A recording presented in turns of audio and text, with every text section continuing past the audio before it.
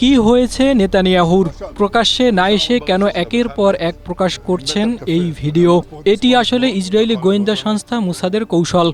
যুদ্ধে ধুন্ধুমার খাচ্ছে ইসরায়েল, রয়েছে নেতানিয়াহুর মৃত্যুর সংখ্যা। এমন পরিস্থিতিতেই এই কৌশল নিয়েছে মোসাদ।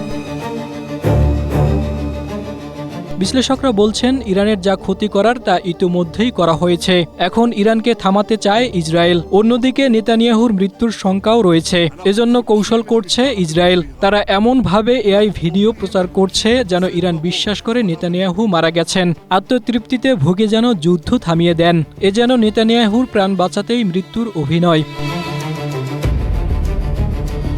তবে এই ফাঁদে পা দিচ্ছে না ইরান। যুক্তরাষ্ট্রের যুদ্ধবিরতির প্রস্তাবকে পাত্তাই দিচ্ছে না তারা। উল্টো নেতানিয়াহুকে খুঁজে হত্যার হুমকি দিয়েছে ইরান। জাহিদুল ইসলাম, এশিয়া পোস্ট।